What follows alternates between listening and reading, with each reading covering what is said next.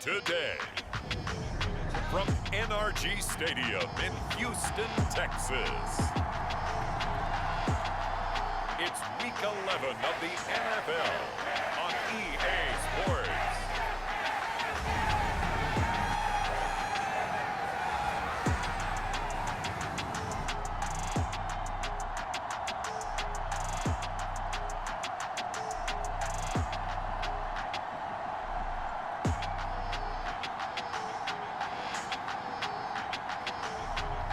Carson Wentz and the Houston Texans taking on Taylor Heineke and the Washington Commanders. On a wonderful fall afternoon in the state of Texas, the roof is open and we've got football from NRG Stadium in Houston.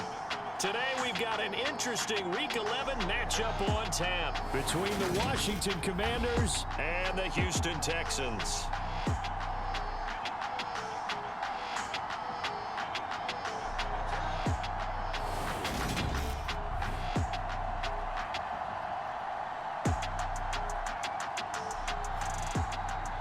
Hi again, everyone. With Charles Davis, I'm Brandon Gaudin. And Charles, we look at this.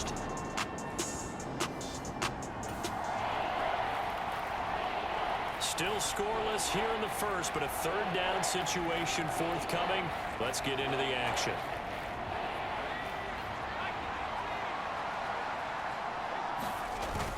Robinson will try to pick it up. And he's got the first down yardage before he's brought down at the 42. It'll be a gain of 6 that time as it moves the chains as well. That's about what you would expect since they're so efficient on picking up third downs in the top 5 in the NFL. It's all a mindset, and I guarantee you it started in the offseason. Third down's important to them. They find a way to pick them up at a very good clip.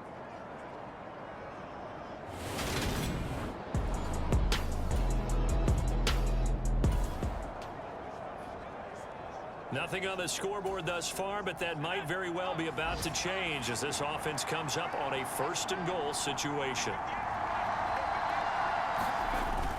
They'll run with Robinson. And he's able to get it down to the 2-yard line. 5 yards, a good run there, and now second and goal. It's largely been the air attack that's gotten them down here, but now's where you start to lean on that running game. That's a good pickup there. And he will take it in. Touchdown, Commanders. His 4th rushing touchdown of the year, his 5th overall. And the Commanders will jump on top with the game's first score here this afternoon. An ideal start for them, really. You force the punt, and then you go down and score. And you've got to see a fist pump on the sideline from the head coach, don't you? Because he's turned into his bench, and he's telling his team, this is how we...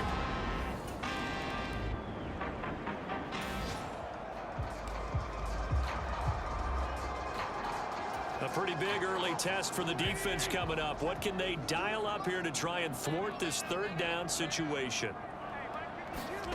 Now Wentz on third down. And he can't get rid of it. He's taken down. Montez Sweat make that now 8 sacks for him on the season. Okay, was it a breakdown in protection? Did the running back not pick him up? What does it really matter? Sometimes it's just a great play made by the defense. Big-time sack.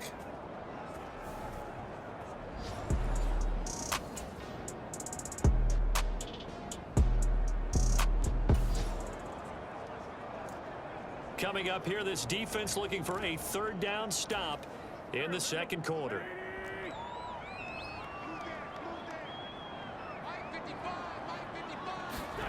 Throwing is Wentz. That's underneath. Puts it on the carpet. It's out. And he will be very close to a first down, but I see the closed fist of the referee, and that means 4th down. Wow, that ball gets knocked free. But a teammate comes along and scoops it up. It's almost like baseball. Guys at bat, people are on base in scoring position. One guy doesn't get him home. The next guy comes through and picks him up. And avoids the turnover.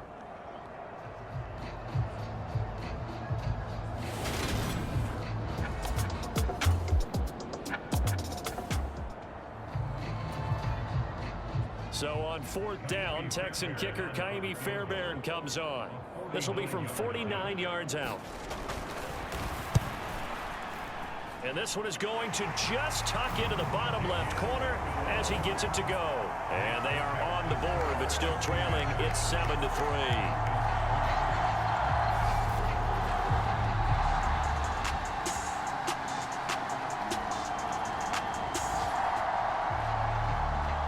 So right here, this offense is trying to tack on to their lead in the second quarter with an upcoming field goal attempt.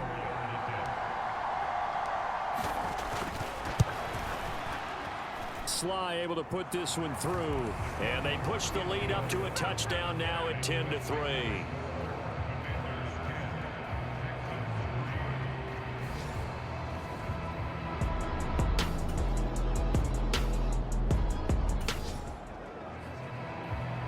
Potential trouble looming for this defense. They'll need to stiffen here as they face a 1st and goal on their 7-yard line. Throwing now is Wentz. Nowhere to go here. He lost the football.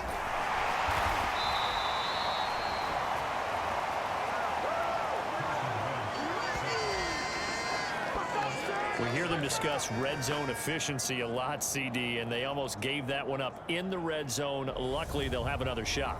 And you and I both know that every offensive coordinator, play caller in the league, they take particular delight in their red zone calls because those are the payoff ones. But you can't call a play if your team doesn't have the ball. Got to secure it.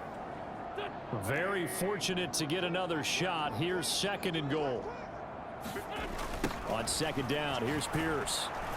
And this one goes nowhere. Losing yardage back at the 22. They lose 2 on that last play, so things get even tougher. 3rd and long coming up. That was well defense right there. He saw the play in front of him and able to hold the point of attack. Then he sheds him and goes and makes a tackle for a loss.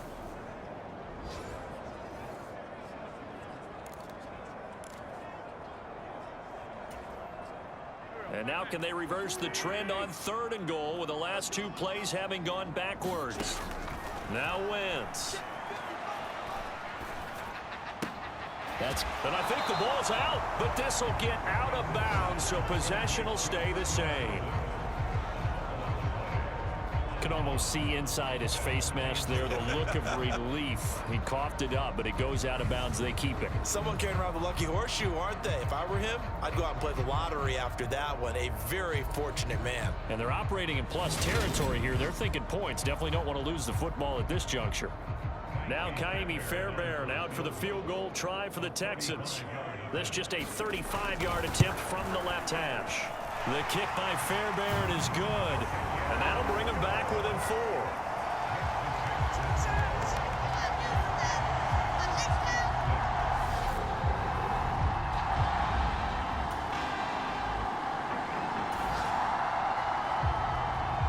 Just inside of 2 minutes for this offense. 2nd quarter.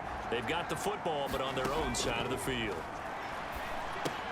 Here's a throw out wide, complete to his running back right side. And out of bounds on the other side of midfield at the 45. They give him 16 yards there, and it's a Washington 1st down. So many times in my career, I've heard coaches talk about completions are one thing.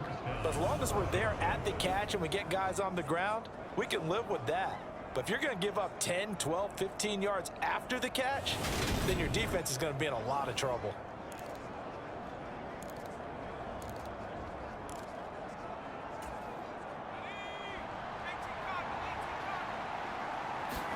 Heineke on 1st down. He completes it to Beckham. And he'll be brought down at the 27. Well, that certainly has to feel good. And it's not all the time that the play caller should get all the credit. Sometimes I think in the huddle, the quarterback just says, hey, who's going to make a play for me? I just need something right here. And the end result there, nice 1st down. Drive keeps moving.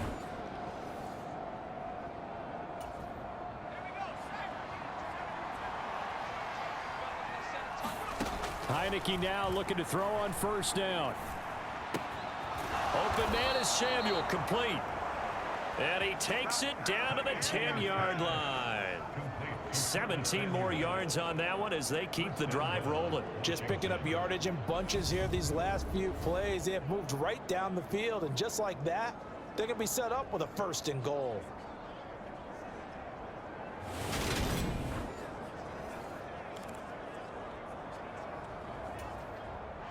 Two big plays in succession. Not sure this D knows what hit him, but now they got to get ready. It's 1st and goal. It returns it right back to Samuel. A gain of 7 that time. 2nd goal. They kept the receiver in the short field, but that let his quarterback get the ball quickly to him before either guy in double coverage could react.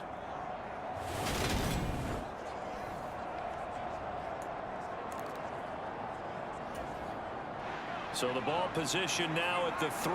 Here's 2nd and goal. They'll try and run. This is Robinson. And he takes it in. Touchdown, Washington. Brian Robinson Jr. with another touchdown, number 24 on the year. And the Commanders will extend their lead in the final minute of the half. Well, he finishes off the drive with a touchdown.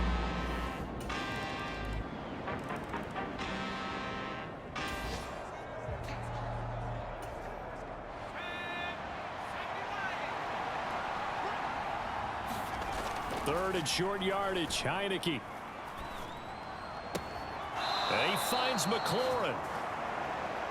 And he is out of bounds, but not before he's inside the 30.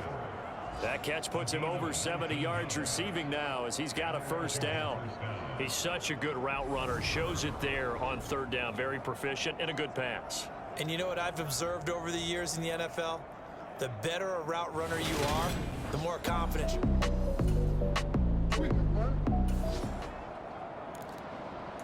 A 3rd down situation coming up in the 3rd quarter, and this defense hoping to turn that 3rd down into 4th.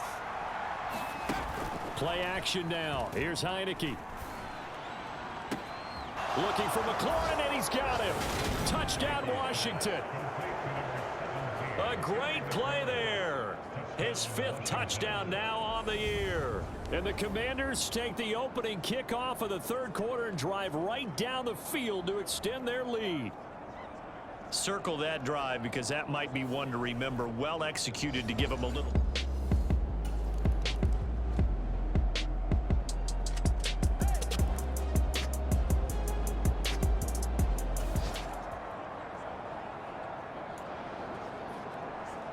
So this offense, they've made their way into the red zone now. They've got it a couple yards inside the 20 at the 18, 1st and 10. Back to Robinson now on 1st down. And they'll bring him down at the 13-yard line. Give him 5 on the carry there, and it'll be 2nd down. Good gain there on 1st down and keeps them in a running situation probably. They did everything right on that play, didn't they? They got the leverage up front, good blocking, nice hole for him, ends up picking up nice yardage, stays in bounds to keep the clock rolling. They are in charge of this scenario right now. They want to stay that way. And not in any rush offensively. And the Commanders are going to have a 1st and goal as he's able to take this inside the 10 to the 8.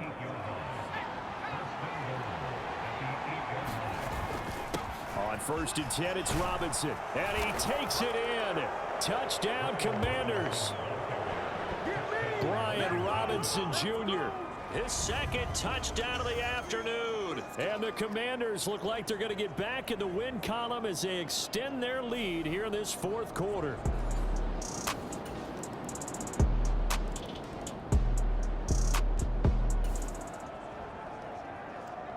This offense has been lighting the scoreboard up. Now the question, can they add to their lead? We drop you in a red zone situation in the 2nd half. Now Heineke. Looking for McLaurin, and he's got him.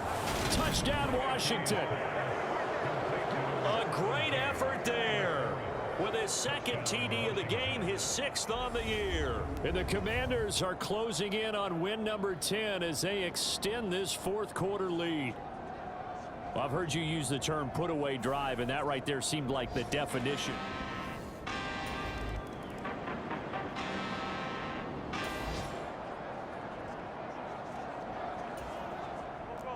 Nothing to lose now. This offense forced to go for it. Down a bunch here in the 4th quarter. Now Wentz, gotta have this one. This is caught. It's Cooks. And he is going to...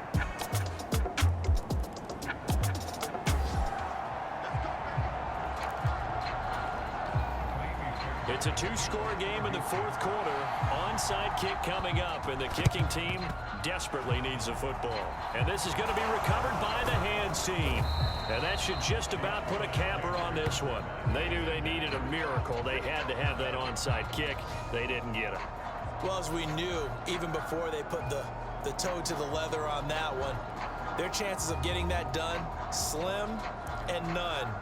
And I do believe we saw Slim just leave the door, didn't we? We did indeed. I think we're down to none. A final score now from Baltimore. And the Ravens have wound up winning that football game. Lamar Jackson, 2 touchdown passes in the W.